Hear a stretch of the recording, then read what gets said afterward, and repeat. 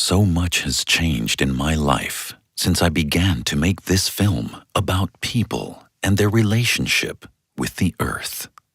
So very much.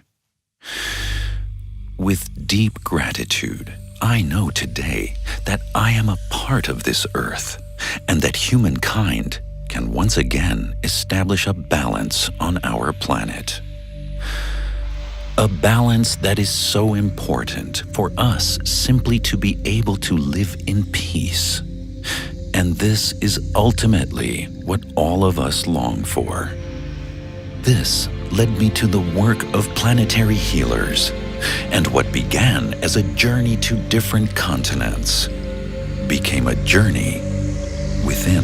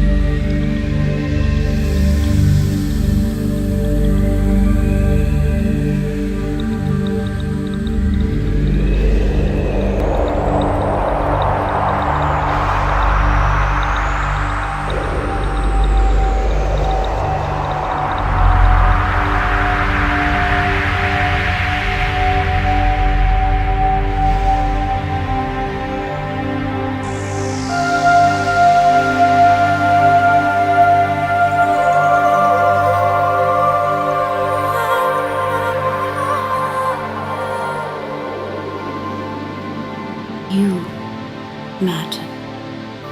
That which you are matters. It matters now. It mattered before now.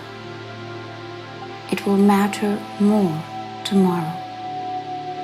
That which you are is precious unto the earth. It has always mattered. It has always been of great importance. Humanity belongs to the earth, and the earth belongs to humanity. For you have earned the right to call it yours, to call it your mother, your companion, your friend, your guide. You matter. What you do and what you think and how you think and how you go about your day and your year matters.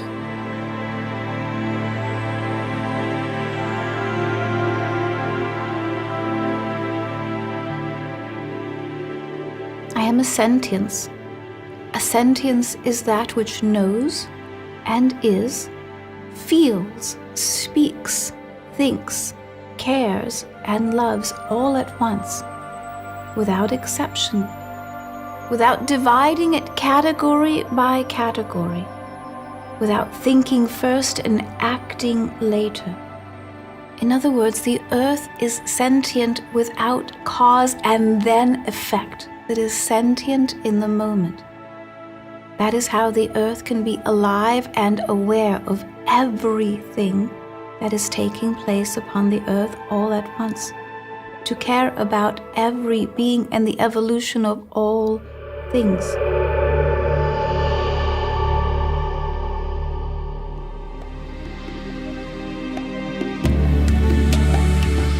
solutions for our planet begin today. We need to understand that we are the family of man, and it's the family of humanity. Be proud of who you are. We are all given this life at this time within our ancestors that we are here to give, to help one another. So please find that within yourself. We're all here for a very special reason. So let us help one another to grow and heal together as one.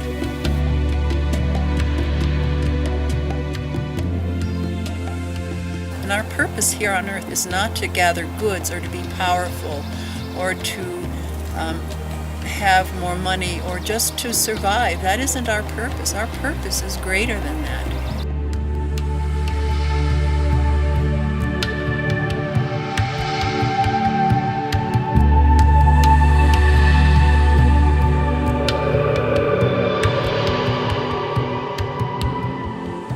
The question of orientation is the central question. It's not about economics or security, but where I find my orientation.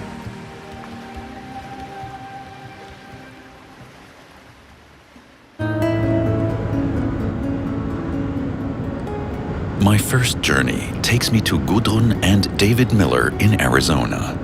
Both share their knowledge of planetary healing with other people in workshops all over the world.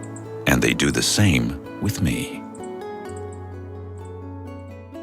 My name is David Miller, and I'm originally trained as a clinical social worker, and I worked at a psychiatric hospital. In 1987, my wife and I moved to Arizona, and I continued my career in the mental health field.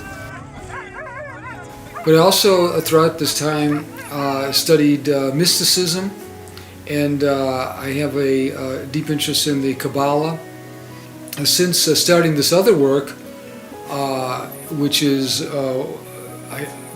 called being a planetary healer, I've been traveling around the world, and I've been writing books. So all of these books are focused on the idea of the Earth and the idea of how to change our thinking of the Earth and how to help to heal the Earth. So I call this whole process planetary healing. All of us have only one planet to live on. There is no Earth number 2. There is no Earth number 3. There is only one Earth for all of us.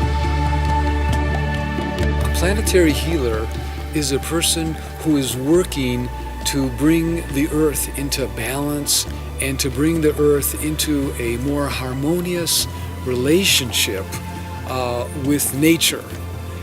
Everybody understands that there is a balance on this planet, and this balance is a fragile balance because we need a certain level of oxygen, we need a certain level of nitrogen in the air, we need a certain type of temperature, and there are many things that are so critical to the balance of nature that enables us to live comfortably.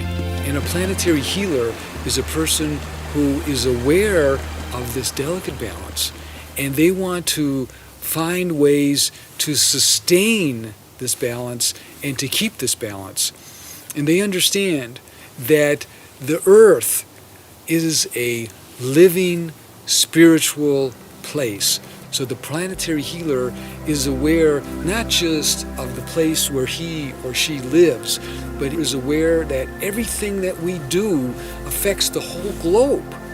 So he or she wants to communicate to the globe and wants to communicate to the world that we must all work together somehow to bring the planet in a better balance, to protect and to make sacred places on this planet.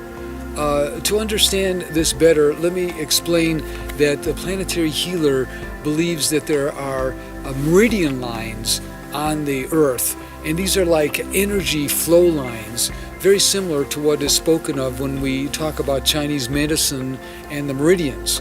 And in Chinese medicine, if there is a blockage in your system, then you can have a health problem. And a planetary healer works to find the blockages in the planet and to help to unblock them.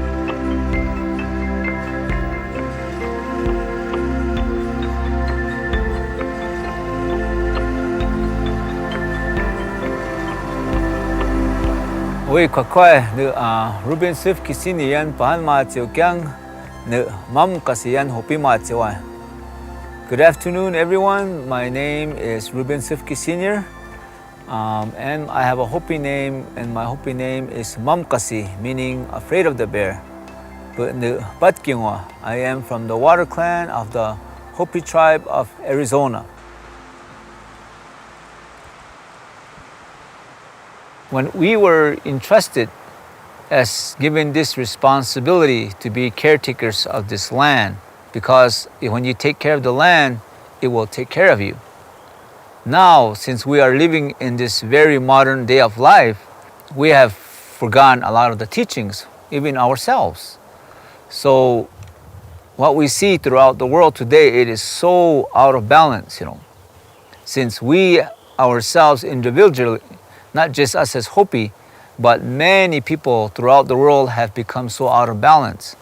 So it is also a very crucial but very special time at this time that we have to come back and connect with our inner self, with our ancestors, wherever we come from, so that we can give back, that respect to Mother Earth that we are all living on today.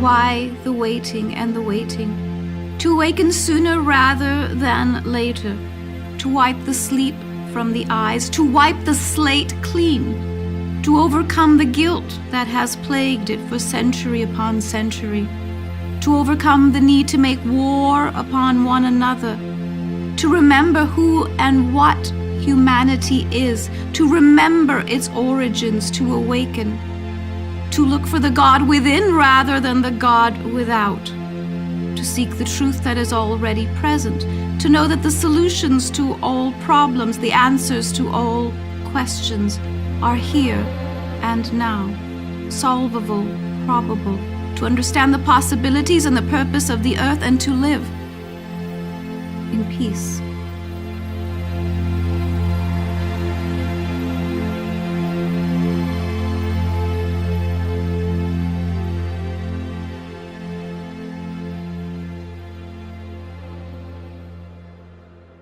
What I feel that must and needs to happen for us to be balanced again and for the world to come back into balance is that we have to take a very good look within ourselves, our own personal lives first. It is only then that everything can flow again, Like my own personal thing that I had to look at myself. Since that I am out of balance, I have to become balanced again, which is very hard. But everything has to happen through you first. And then when you began to work on yourself, give yourself that respect, then you began to give that out.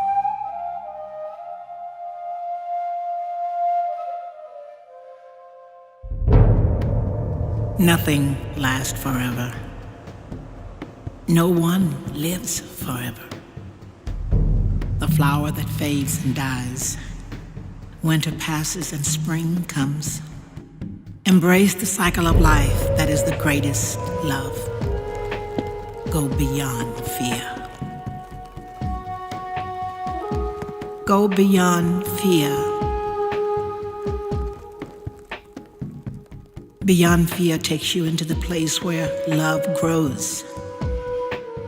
When you refuse to follow the impulses of fear, anger, and revenge. Beyond means to feel yourself. Start every day singing like the birds. Singing takes you beyond, beyond, beyond, beyond. We need a repeated discipline, a genuine training to let go our old habits of mind and to find and sustain a new way of seeing. Go beyond the rights and the wrongs. Prayer clears the head and brings back peace to the soul. Go beyond to feel the oneness of the unity. Sing. Singing takes you beyond, beyond, beyond, beyond.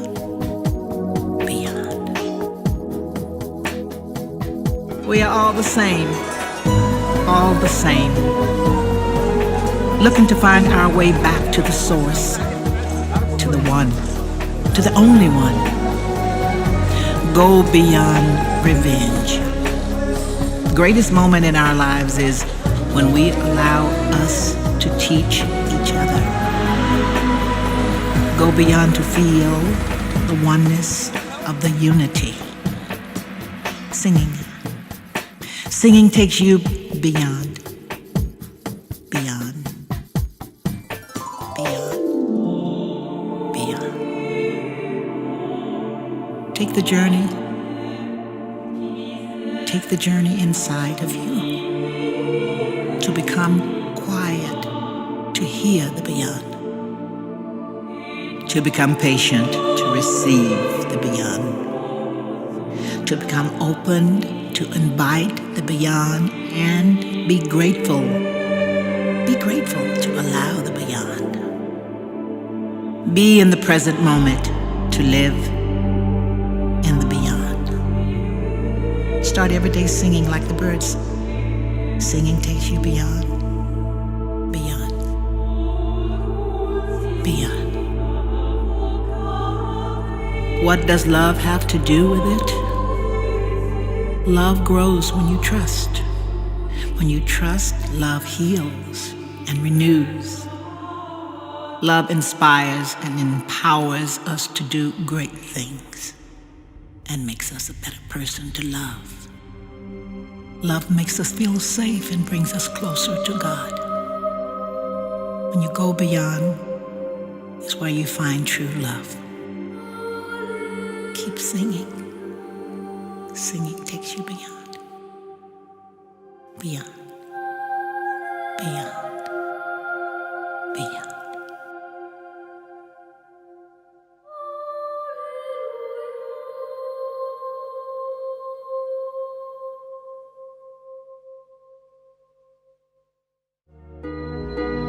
The healing of our planet begins in our hearts.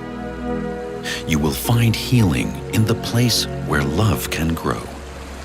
When love is freed from our fears and doubts. My name is Gudrun Miller.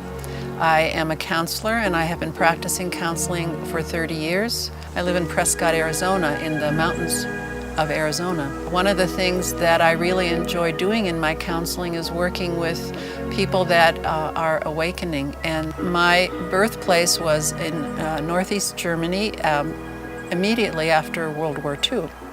And that was a very difficult time in Germany. Both my parents were teenagers during the war, and especially my mother suffered greatly and I think became damaged emotionally. So my childhood was very difficult, and I was very wounded and very angry and felt very much like a victim. But as I matured, I realized that I couldn't just stay in victim awareness or consciousness, that I had to heal myself. I also had a sense that I had more to do in this life than just to stay stuck feeling sorry for myself. So I began to feel compassion and a great sense of forgiveness for both of my parents, especially my mother. And I can tell you that forgiveness is very interesting, because what happens is that it unburdens you, the forgiver, And so what I know for many men is that it's difficult for them to access their heart energy. Part of accessing their spiritual expanded consciousness is opening the heart. In the Western culture, men are taught to be strong. They're taught not to have problems. They're taught that if they do have problems, that they have to manage them themselves. That it's a weakness to ask for help. It's embarrassing and shameful. I think in our culture, men are taught that the emotion of anger is fine for them. And many of the men that come to me are angry. But I understand also that the reason they have so much anger is because they're not allowed to express their grief, their fear, their sadness, and sometimes not even their joy. They have to be strong. And so I think that would be the message that I would want to give the audience, is that for the men that are watching this, that is, whatever it is that you're feeling is very normal, and it isn't a weakness if you are having difficulty and you are having problems, and that there are ways for you to find help and to get your heart healed. And that would be very important at this time. If your heart is broken or blocked or closed, it's much more difficult to be on this planet at this time. Our heart is the biggest thing. Our mind is very little and minimal to our heart. But when we get in touch with both of them, it becomes one and it becomes much more stronger. So this is my encouragement to everyone that sees this. Feel within your heart. Think within your mind. And find that balance within to give freely, sincerely.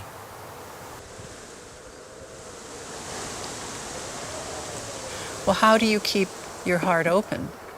Well, all of us have things in our lives that we find pleasure with, such as our family, our friends, our hobbies, our interests, our passions, our pets. There are many things that we can think about that bring us to a place of love, where we begin to feel the love in our heart again.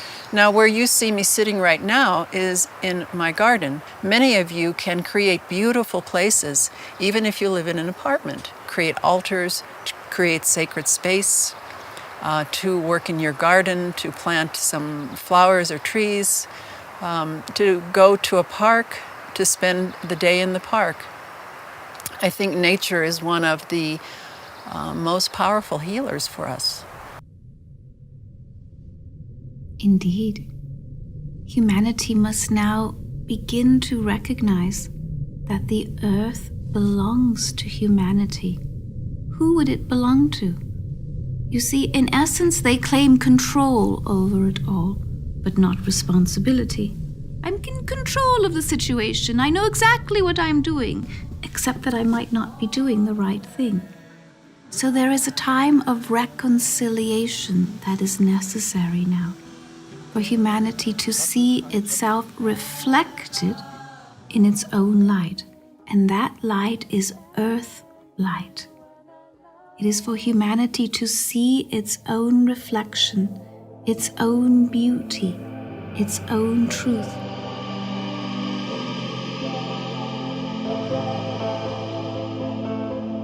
My journey then brings me back to Germany. At an international symposium on quantum physics in Heidelberg, I meet the leading scientist, Dr. Roger Nelson, who founded the Global Consciousness Project in 1997. This project makes what we cannot grasp much easier to understand. I'm Roger Nelson. I'm from Princeton, New Jersey, and for some years I've been directing what's called the Global Consciousness Project.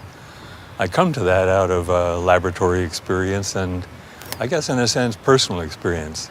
Many years ago I read from the Jesuit theologian Teilhard de Chardin about a noosphere.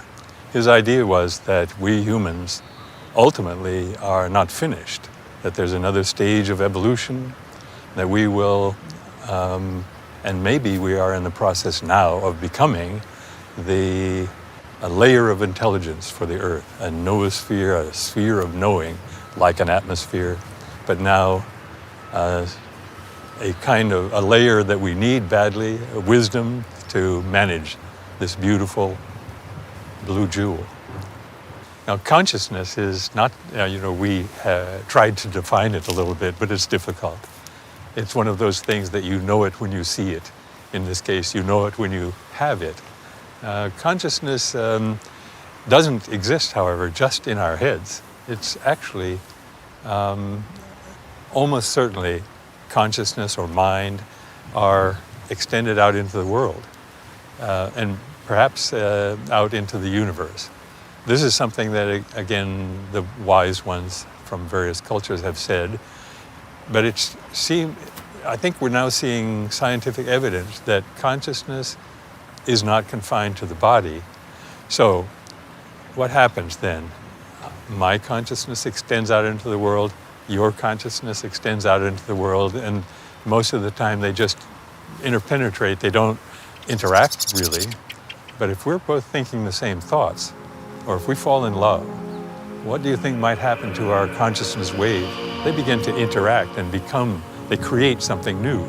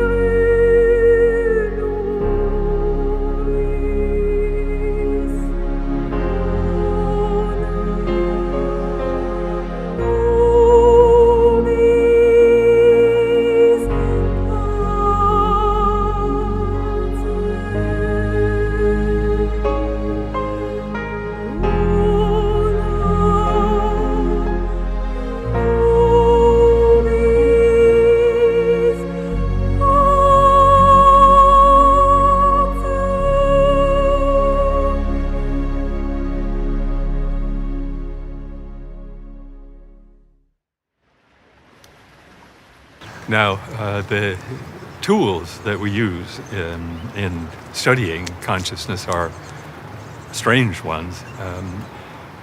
One might ask, what kind of instrument do we have to measure consciousness? And the answer is, we don't. We have to create something. And what we have found in laboratory studies is that if we have a system that's random, that means its future is not determined.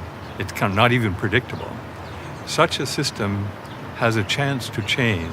It can change because its future is not determined. So we use very precise instruments called random number generators in order to not exactly measure consciousness, but to register something that happens apparently because of consciousness. We create a sequence of random numbers, unpredictable in principle. No one can know what the next number will be. And somehow, and the question how is something we're working very hard to understand, somehow the presence of consciousness or intention or strong emotion creates a change in this random sequence whose future is unpredictable, so that the future becomes just a little bit predictable. It comes to have structure or pattern where there should be none. What random means is that it's unpredictable, it has no pattern. And in the experiments in the laboratory, in the field, and now also in this network of instruments scattered around all over the world, we see, instead of pure randomness, we see patterns where there shouldn't be any. And those patterns occur just when consciousness comes together and creates, perhaps, a wave of intelligence or a wave of mind operating in the world. Humanity does not imperil the earth. In essence, it imperils itself. It does not wound the earth, it wounds itself by not knowing who it is and what it is. And so the wound is one of being asleep. It is one of carrying a sword but not knowing how to use it. And so it carries a weapon rather than carrying wisdom. It satisfies itself with information instead of knowledge. Does this wound the earth? Well, perhaps it can be perceived that way. But it can be righted. It can be righted quickly. It takes a new thought, a new idea, a new day, a new understanding. It takes a community of beings to understand one another. It is a meeting of the minds and a meeting of the hearts, and if it has not taken place yet, then it has not. But it is possible here and now, without exception. The idea of the planetary cities of light is to focus on raising the energy level and the consciousness of the people living in the city, so that the people are living in more harmony. All of the people in these cities are working together to raise the planetary awareness and spiritual consciousness of the people living there. I want to point out that man is interacting with the earth. So by interacting, I mean that our actions and even our thoughts can affect this balance with the earth. And this is something that everyone can participate in. It even can be done on the small neighborhood level. And everyone can work to have their city designated as a planetary city. So again, you can participate, you can work with us, with the globe, in establishing a great network of planetary cities of light, and this will have a very powerful effect on the blue jewel.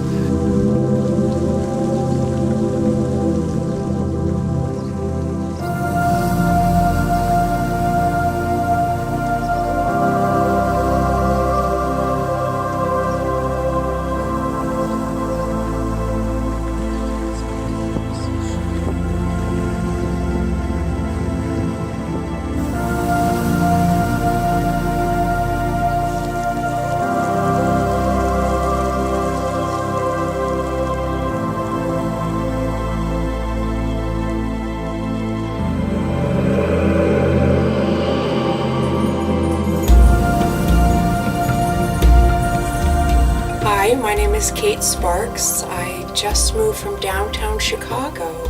I was on a high-rise, lived in a high-rise on the 47th floor, and really felt disconnected from Earth, from our Mother Earth. So I moved out to Arizona with my husband David, and we've been here for 4 months, and it's fabulous. I've had the privilege of going to many of the City of Lights, Taos, New Mexico, Mount Shasta, Aufkirchen, near Munich in Germany, beautiful, beautiful. And there's such a loving, conscious feeling when I visited those places, when I lived in downtown Chicago. I would travel to these cities and stay there for days, and there was a respect from the residents, an awareness, an appreciation. It was so deep and so touching. You could see it. You could just see the feelings from the people they had in these beautiful cities of lights. And when I returned to my place, to downtown Chicago, fun and exciting as it was, it wasn't the same. It was so hustle bustle, so crazy that I think people were so busy and so stressed they didn't have the realization that this could even exist, Planetary City of Light. Having gone to these places, that's what I wanted to create.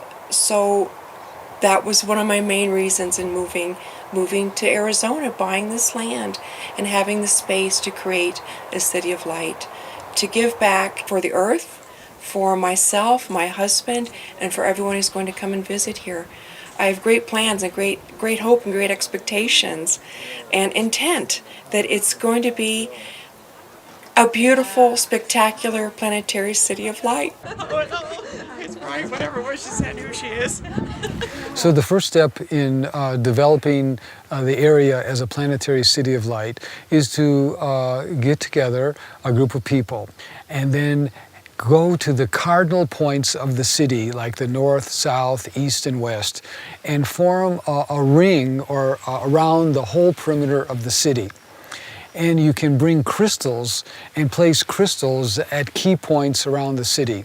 And then at a given time, each one of the people as a group exercise will begin to meditate and will begin to think that we want to bring a powerful white light, a white healing light around our city. And that this white healing light is like an electromagnetic, attractive energy force, and only higher thoughts of balance and love will now be activated in our city.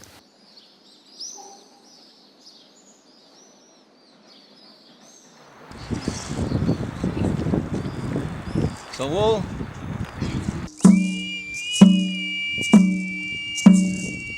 You may also ask the people to sing or chant, because we know that in many of the native exercises, one of the most powerful ways of holding energies and creating energy fields around a certain area is to be chanting. Some people also may be willing to say prayers of protection around the city, and then they see in their visualizations a magnificent light, a white light, a healing light around the whole city. And I want people to also understand that there's a great feeling of joy that they are participating in creating this energy field that will hold the feelings of harmony and love in their city, and that they can feel proud that they are helping their city become a planetary city of light. Many of the concepts that we are talking about in this film, this documentary, are maybe new to you.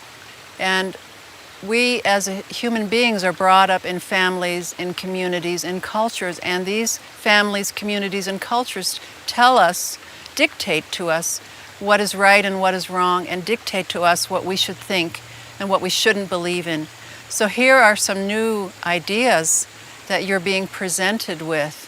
The old thought paradigm based on fear, I believe, is that we don't change, that we hold to our old belief structures, that we don't believe that Mother Earth is a living being, that we don't believe we can talk to her, that we don't believe that she loves us like a mother would love her children.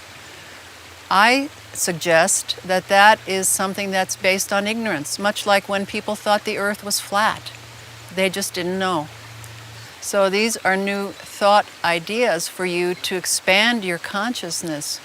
And again, if you go into fear and close your heart, then you don't grow. You become stagnant. If you think of a pond that has gone stagnant, no water goes in, no water goes out. It starts to die.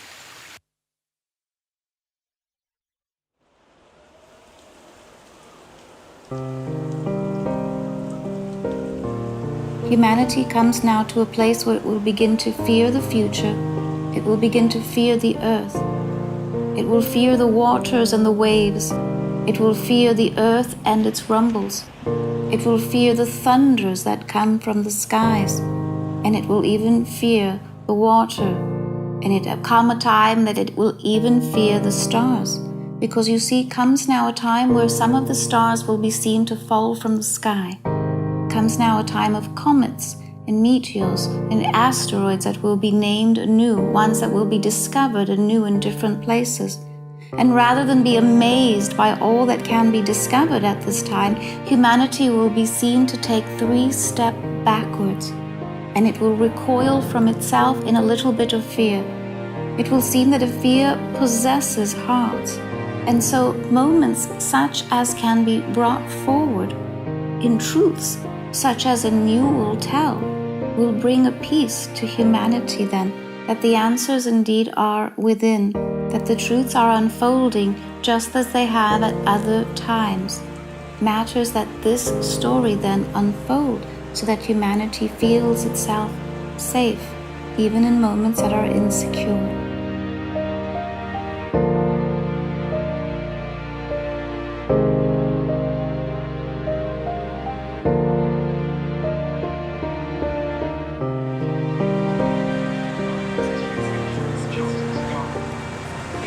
If I look at the economic and financial crises in our world, I notice that a change is about to take place.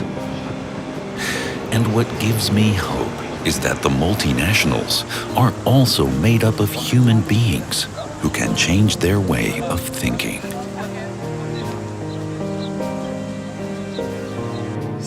Who is Dietmar Born? I was born in '38, so clearly several stages of my life are now behind me. I studied mechanical engineering. Then I went into and learned management very early on. I was in management for 23 years in many positions. Early on, I discovered the theme of innovation. Innovation is always defined in terms of capital, information, and technology. And you can buy these in from the outside.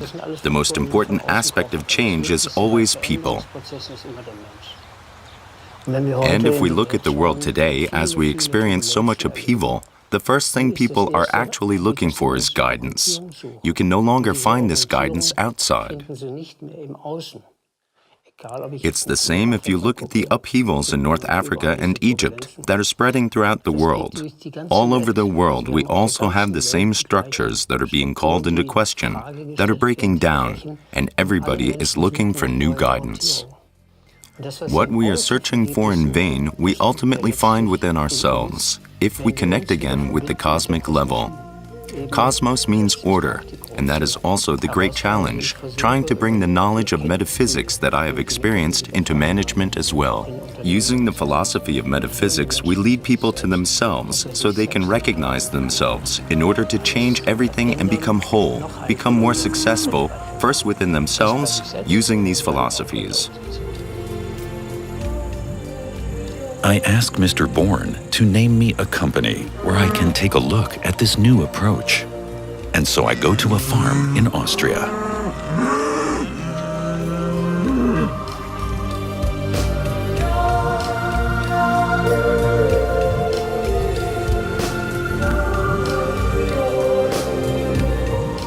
We are Ignaz and Johanna Leitner. We are in Styria, Austria. Our main line of business is dairying, and the second strand is forestry, as we have 45 hectares of forest. Almost 20 years ago, I did my master training in agriculture. And as in most agricultural training, it was about producing more for managed and economic production. And we both felt at the same time that we did not want to manage nature. So we came to the organic method. We managed our farm in the Organic Harvesting Association for 15 years. We were very committed there, and in spite of that, we felt after 10 years that we were not completely fulfilled, that there was more to life. Now we try to work our farm according to the principles of diversity and with the understanding and potential of wholeness.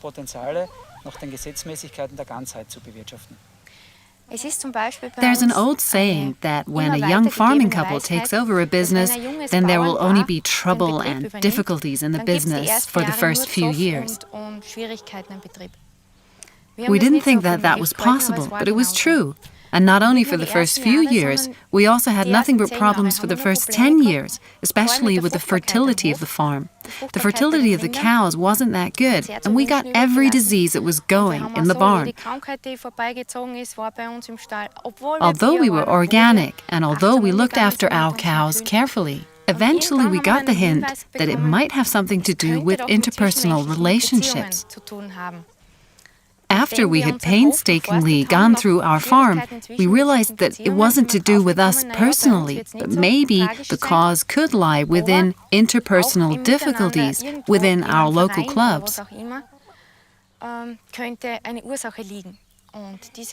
the actual cause for this came to light suddenly. And then we really worked at it, bit by bit. And the more we came up with holistic solutions, the better the fertility was in the barn.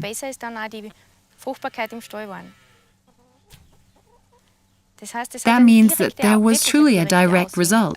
The vibration that had blocked us somewhere also blocked our animals. If mankind recognizes that he is part of the whole, not only as a witness, but also as a creator, and is aware of how much power he has, that he is connected with everybody on the earth, that brings a cosmic consciousness in which everything is interconnected. Animals, plants, and people are one. Even if they don't recognize it now, if they are aware of their power, of their creativity within themselves, the recognition of spirit, then they can use this process of transformation in an accelerated way. This is true for people who already recognize this, who have a higher consciousness. But then those are the people who are also the pioneers for many others, inspired by them. They will ask these people, "Why are you not afraid? Why do you feel so much better than me?" That means we need new orientations in people who feel in themselves that there will be a new solution. And there where the great fear is today, where the momentous events happen every day, war, conflicts, there is also always healing.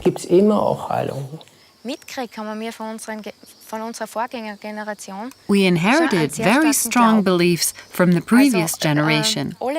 Also, everybody around us has their beliefs firmly rooted in nature and also in the Catholic religion. At least most people have. This kind of spirituality suited the previous generation quite well. But this no longer fulfills us completely. We still feel at home with religion, but beyond that, other things may grow. And this growth is what enriches us so much. We can communicate with nature. We ought to do that also. In the past, who would have gone to a tree and said, "Thank you for being there. Thank you for growing there. But now it's harvest time, and now I'm going to cut you down." But that is what is really fundamental for us, because there's a lot of humility behind it, a lot of gratitude for knowledge about our interconnectedness. As another example, I am also convinced that if I am driving a mower to a meadow and sit in gratitude on the earth for a short time to feel and smell the wonderful grass and plants and really ask their souls to leave, I am convinced that also the plants feel the joy, that I feel a completely different kind of joy from the harvest. And the cycle is completed. Then I have completely different fodder for my cows. And in fact, I am convinced that though there are no scientific measurable differences in the ingredients in the milk, that completely different milk comes from this hay than if I had hired the biggest mower and just mown the plants down. And these are the subtle differences that we are trying to make every day. And this perhaps makes food into living nourishment. It is also important for me to recognize even more that we not only manage a farm with 25 cows in the barn, but we also have the opportunity to work with soul beings.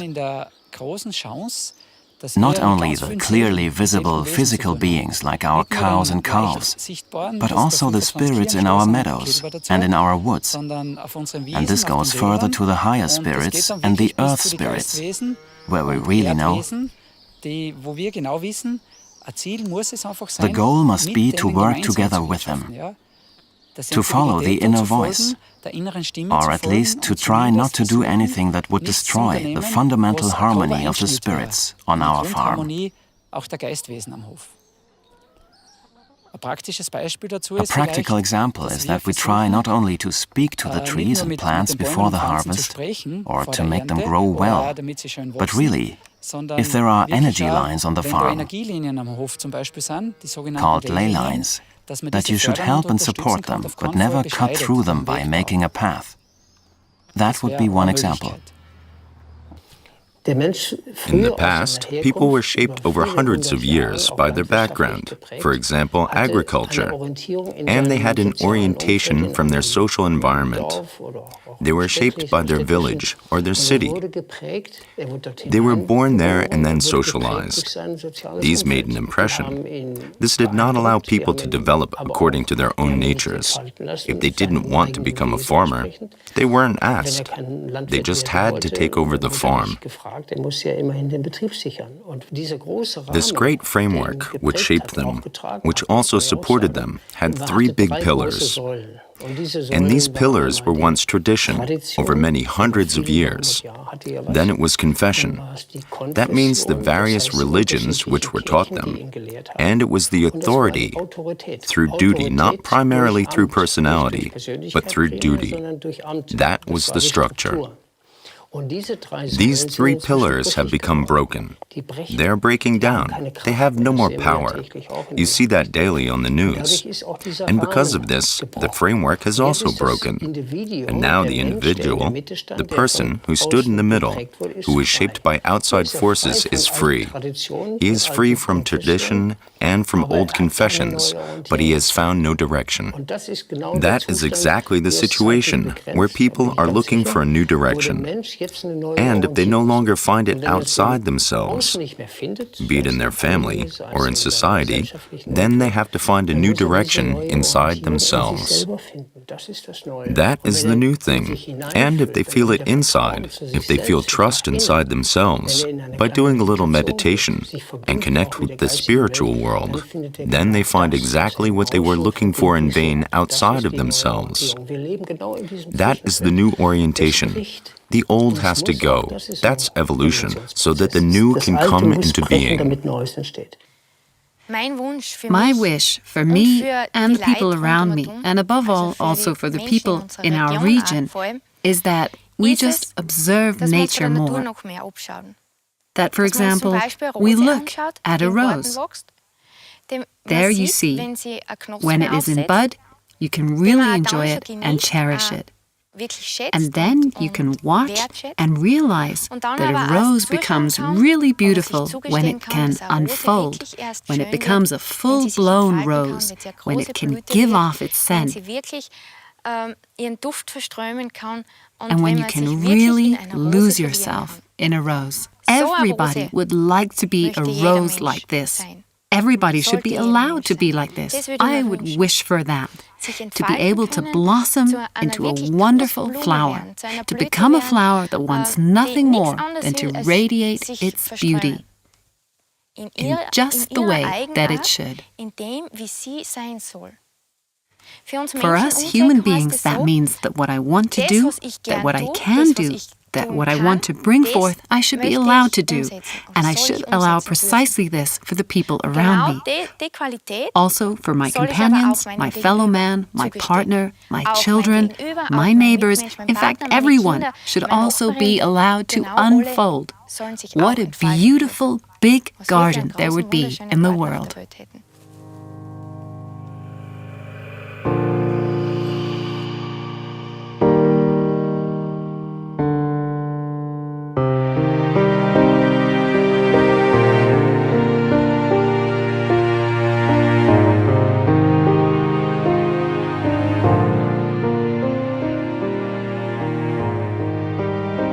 One of the last stops on my journey is Lake Como in the north of Italy, where I meet Pepper Lewis.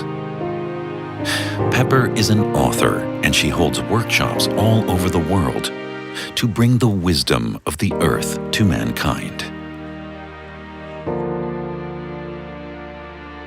After our conversations, I now know that I am a part of the earth. One of the first things I teach people is to do something that they've always done, but have forgotten that they do. And that's to be aware of their own thoughts, to observe their own thoughts, to observe their life. Because when we observe ourselves, we are more than just participating. We're doing more than just living in the moment. It would seem to us that that would make a dual, observing and participating. But in essence, the two parts that are actually dual merge together into one, and we become something greater than we were in the moment before. What I teach is something that we've always had, which is the ability to be intuitive, the ability to be telepathic with one another. These are things that we've had long and forever ago, but we've forgotten them. We've come to think that we only have 5 senses, 5 physical senses, when we've always had 7. The 6th being intuition, and the 7th being telepathy. And so in the seminars, we become one again. We begin to use these resources again. And the more that we do that for ourselves, we do that with others.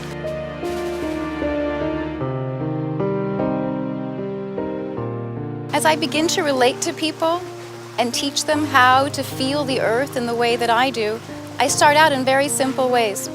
We all have a kinship to some elements of the earth more than others, and to some kingdoms more than others. So some of us relate to water more, or to the earth more, to the plant kingdom more. And so we find that one that's closest to us, and we begin there. For instance, the element of air. If we take the element of air, then I would suggest that that person begin to breathe in a slightly different way. And as we continue to breathe in that way, what we call to respire then becomes to inspire. So these are breathing techniques that have been studied for a very long time. The yogic masters of long ago began this way, but we don't need to know all of those specifics in order to breathe consciously. The moment we pay attention to our breath, we're already breathing with the earth. We don't know it, but our pulse begins to attune itself to the vibration of the earth, to the pulse of the earth. And slowly, we begin to feel that earth resonance within us. That's one simple way to begin. For me, the earth, the element, has always been the strongest. So I will plant my feet on the ground, and I will feel energy. I will send conscious energy to the very core of the earth. And I feel that energy. I push it down to the earth. And there, in the very core of the earth, I feel that same pulse. It feels very much like a heartbeat to me. And then gently I begin to start lifting that energy a little at a time. And I bring it up and in and through my body. And then out it comes through my heart. I know it, I feel it as love, as compassion. It's a different kind of love than we have for each other. It's a larger love. It seems to encompass all of us.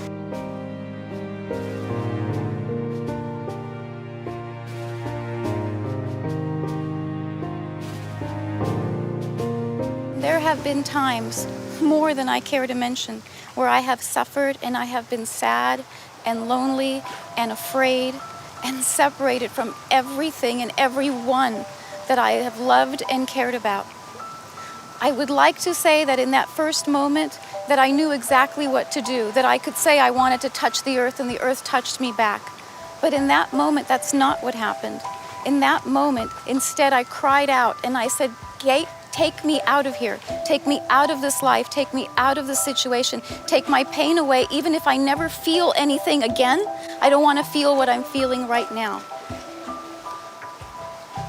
In the next moment, even though everything I was doing was pushing the earth away and pushing away everything that I knew to be true, because I had already been on this path for a while, instead, I felt this great love embrace me from beneath, from around.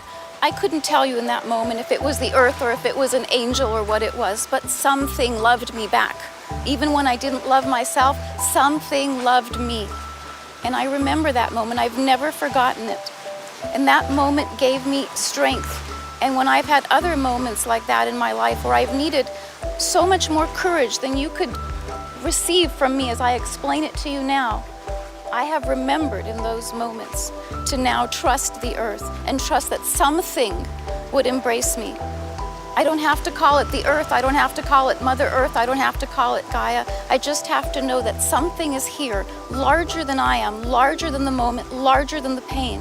And it will love me, and it will love you in the same way, because I am you. I'm not more special, I'm not different, I am you. The earth is our mother. It's our true mother, it's our only mother. The earth provides everything that we need, all of our clothing, the water that we drink, the air that we breathe, the earth that we walk upon. This is our mother. And if we begin to think of the earth in that way, to relate to our mother in that way, then we'll see things begin to change, and very quickly. They'll begin to change right now.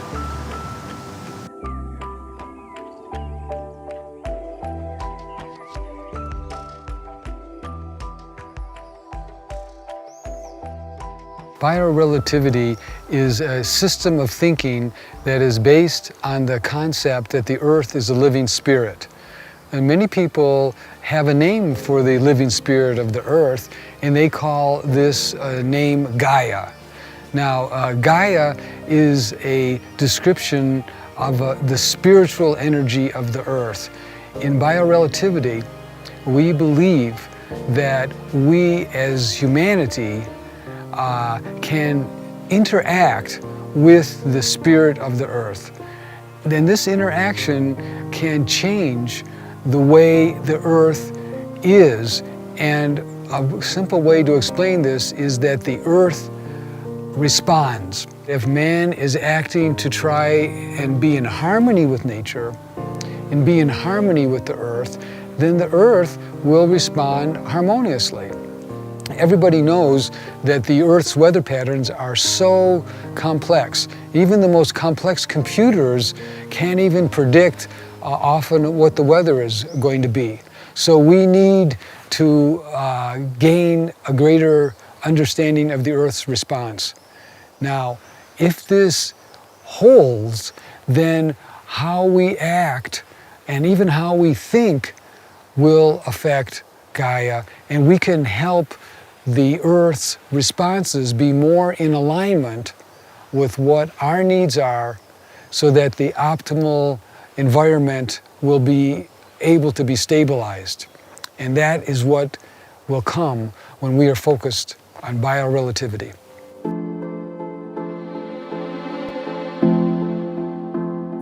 In the radio age, which no longer exists, the most important component of the radio was the transistor.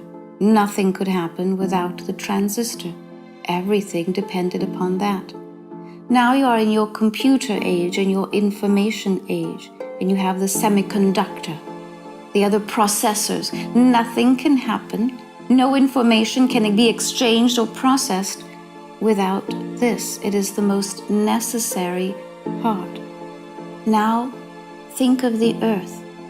What if I said to you that nothing could happen without humanity? That humanity is the transistor, that humanity is the semiconductor, that humanity is then the bio-relationship to the earth that is necessary for the evolution of the earth to take place. that the relationship between humanity and the earth is that important. Now, that being so, here this answer will confuse you a little bit, because I tell you that it does not matter whether you try to stop a volcano or not. It does not matter whether you tell it to slow or not. It does, however, matter that you recognize that you and the volcanic energy, that matter, are one, that you are made of the same energy. Then it is you that are deciding whether to slow down or speed up. It is you that is moving energy and allowing others to be conscious enough to get out of the way. So you see, you cannot speed up or slow down a volcano. However, because you are one of humanity, you can direct energy, direct the energy of the volcano to be at peace with humanity, in balance with humanity, in balance with the elements. That is where the great learning is. You see, to speed it up or slow it down is an attempt to control it. You will be unsuccessful in this. When you make yourself both at peace and at one with the volcano, then you are free. Then you are free energy. Then you become the director of that energy, because there is no attempt to control.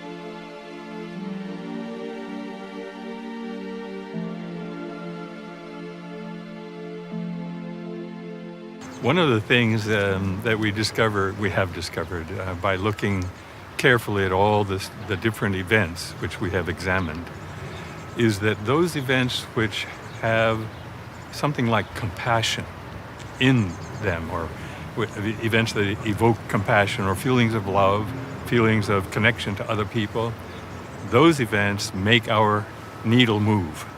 And I think that means something very important, that human beings are in principle interconnected.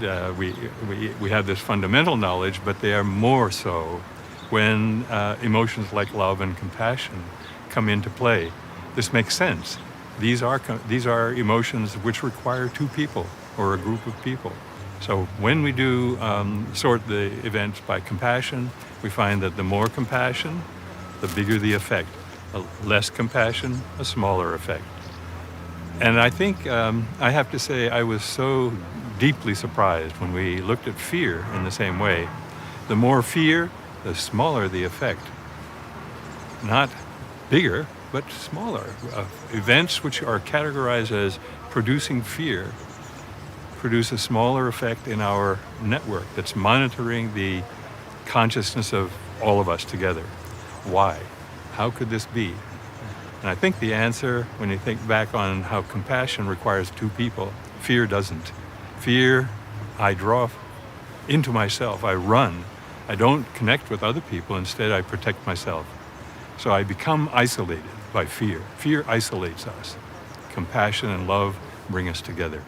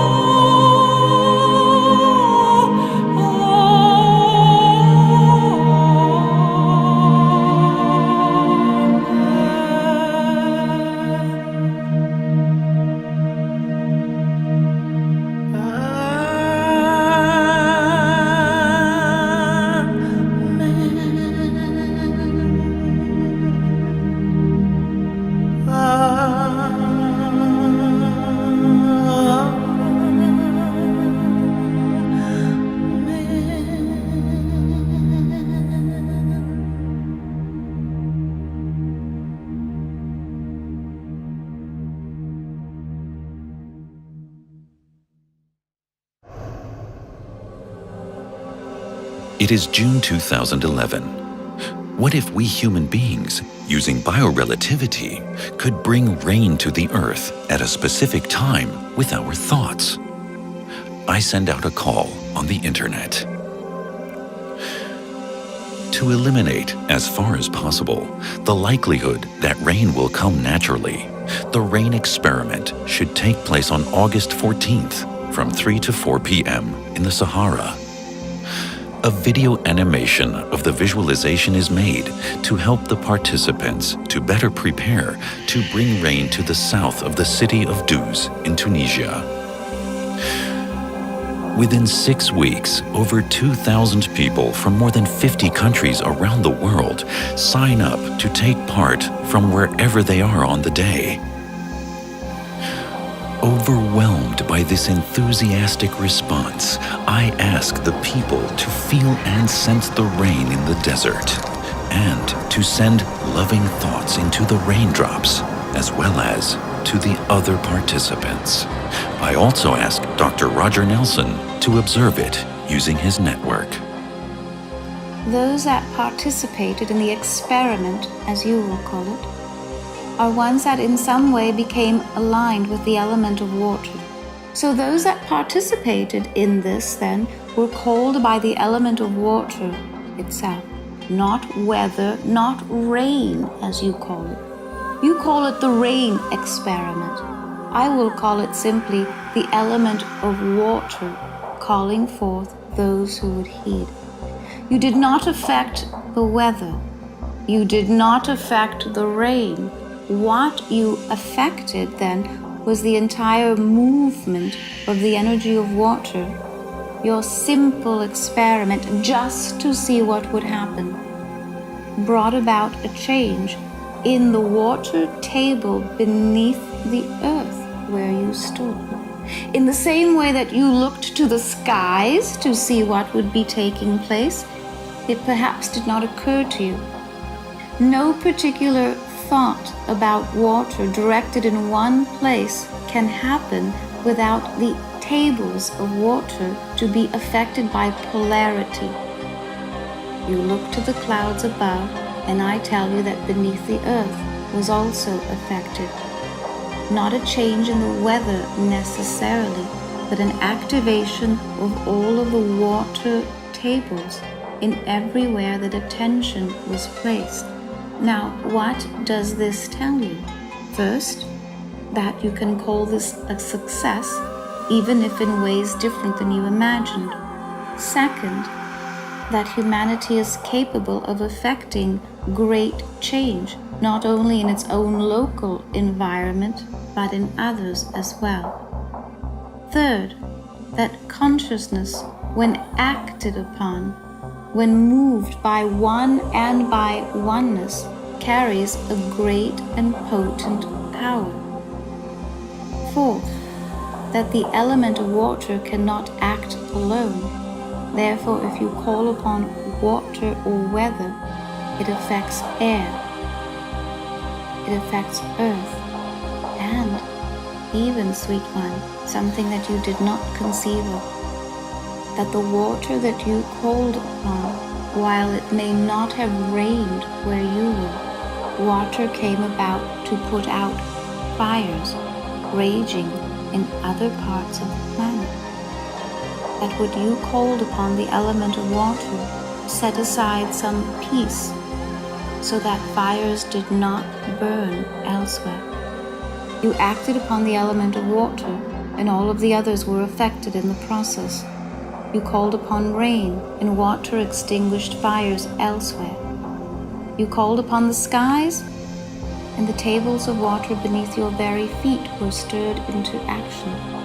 Imagine what else could be brought forth with humanity's awareness upon this experiment or this action. Those indigenous beings of long ago that would do a rain dance, oh, it was so much more than that. They called upon the seasons and called them into action. They called upon the consciousness of every element to take effect, and you have done the same. On this graph, the blue line shows what the scientists' computers predict will happen. The red line shows the consciousness or thoughts of the participants.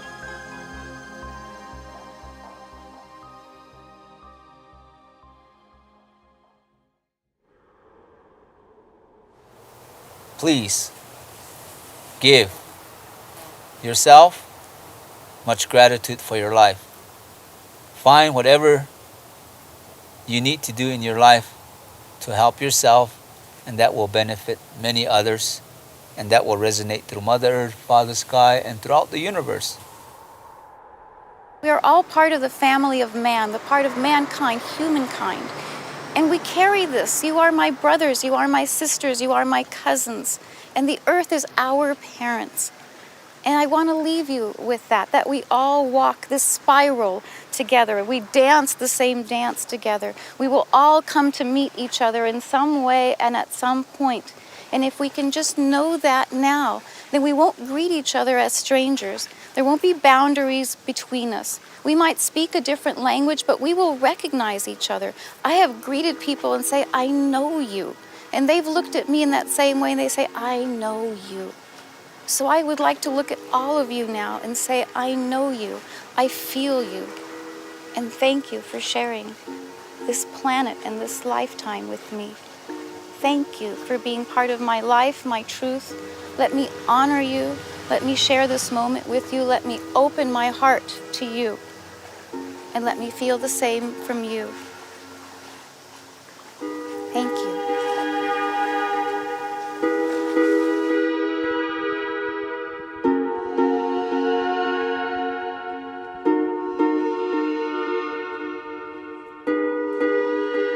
What I wish for anybody who is hearing this is to come together with your friends, your family, join groups who have the best in mind for our future. Help out with creation of a new and very beautiful world. So everyone can participate in these healing exercises for the earth.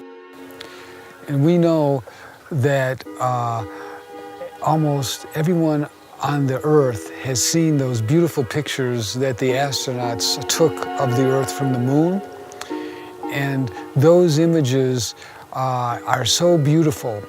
And when we see those images, we receive the name of the earth known as the blue jewel, because the earth's blue waters seem to be shining and very brilliant, even from outer space, even from the position of the moon. So let's now do a healing exercise using these principles. So wherever you are, I'd like for you to listen to my words, and if you like, you may close your eyes as you hear these instructions. Visualize the earth as the earth was seen by the astronauts, beautifully standing in outer space with the white clouds and the blue waters. And as you are seeing this image, begin to think of the beauty of our planet, and think of the harmony and the balance that was necessary to keep all of our life forms going, all of the beautiful forests, the beautiful oceans, the beautiful air, our skies. And as you are visualizing now our earth, send the thoughts that the forests are thriving, that the oceans are flowing very strongly, that all of the ocean currents are going in the most powerful ways that are most helpful. Think that the oceans are in a temperature that is most perfect for calmness, so that there are no powerful storms being formed, but only the necessary energy to sustain and help us live in balance. Think of the earth and the plates of the earth being calm and not shifting rapidly, but only being in a state of harmony and balance with us. Think of the air on this planet, that the air currents are flowing very gently and in a way that is in most harmony with our needs. And think of all the beautiful rivers and streams that are on the earth. And see these rivers and streams flowing gently but strongly. And think of the beautiful and sacred spots on the earth. All the wonderful beauty of the mountains and the valleys, the beautiful rock formations that are on our planet. And think of all the beautiful beings that are living in our oceans, the whales and the dolphins, for example, the many fish. And think of all the beautiful animals and plants that are alive. And visualize and think of this beautiful energy field that we call the biosphere. And that this biosphere is a force field, a life force energy that sustains all living beings, plant and animal, even the insects, of course. The bees are all part of this biosphere. And send this thought of balance and harmony to the blue jewel. For your thoughts and your energy of balance and harmony can be received by the spirit of the earth. And take a deep breath. And as you do this exercise, know that you are connecting with the spirit of the earth. You are communicating joyful thoughts of harmony and balance so that the earth can be openly receptive to your harmony and your thoughts of balance.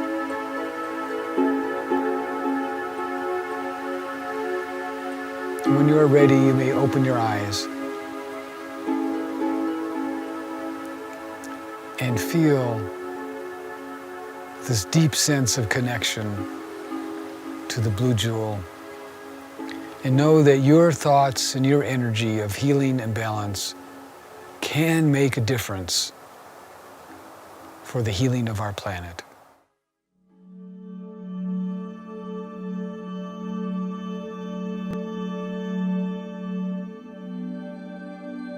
One heart, one mind,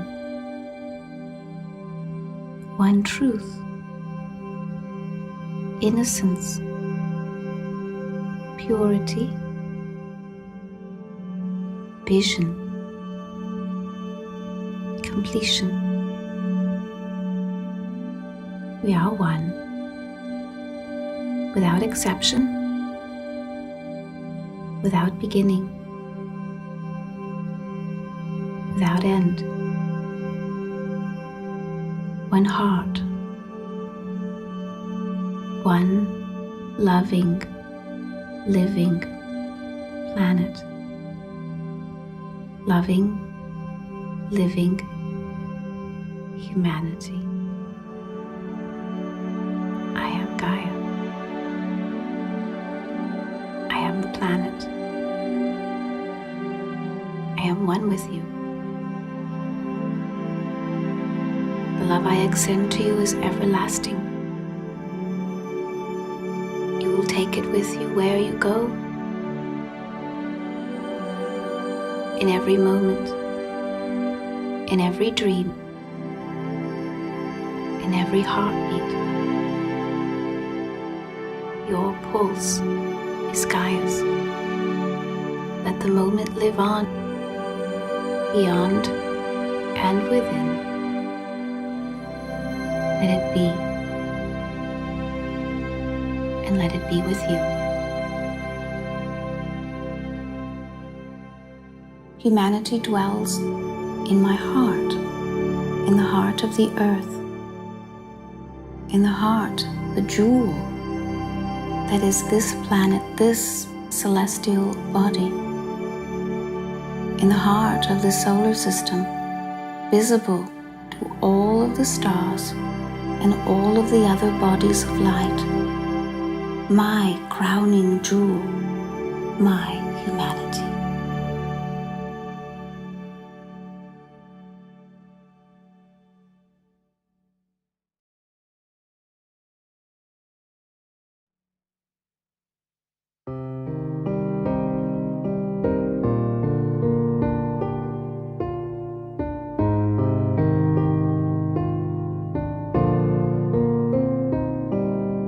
Everything you need inside of you, the magic of your life inside of you, the love in all your life is shining through you, the key to everything, it is inside of you.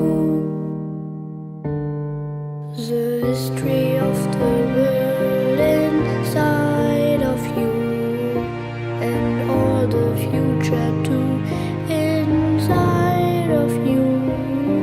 For all your ever search is laying all ahead. Take a step and we turn inside of you. Inside of you, there lies the truth. Inside of you, the truth that's you. Just open your eyes and you will find the light is you. The light is you. Inside of you. Inside of you.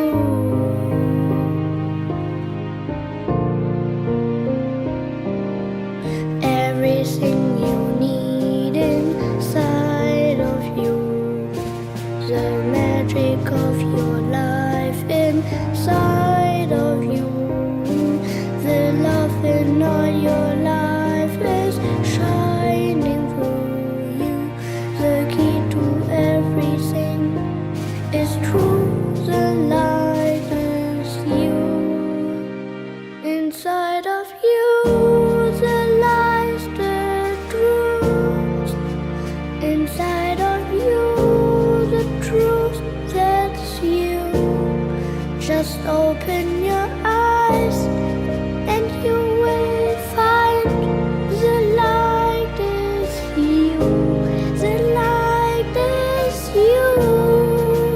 Inside of you. Inside of you. The love lies in you.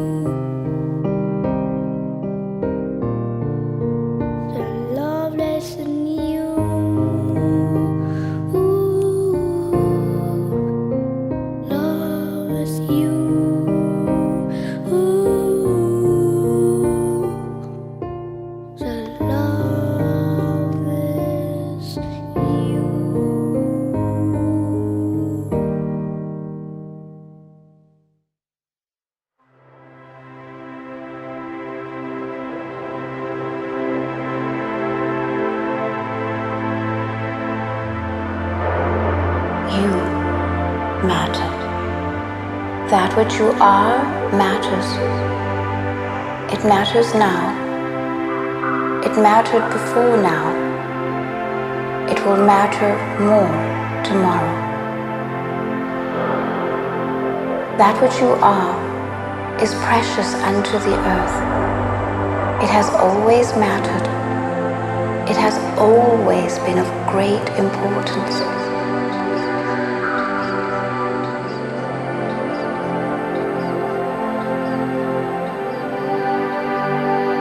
Humanity belongs to the earth, and the earth belongs to humanity. For you have earned the right to call it yours, to call it your mother, your companion, your friend, your guide. You matter. What you do and what you think, and how you think, and how you go about your day. And your year matters.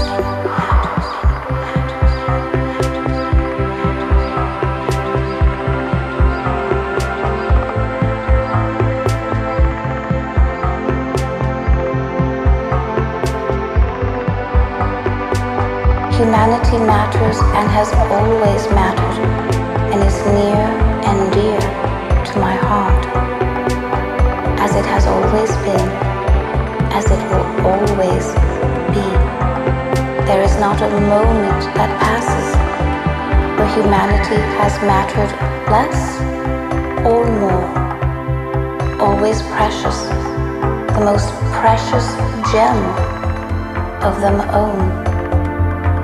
Humanity dwells in my heart, in the heart of the earth, in the heart, the jewel that is this planet, this celestial body, in the heart of the solar system, visible to all of the stars and all of the other bodies of light, my crowning jewel.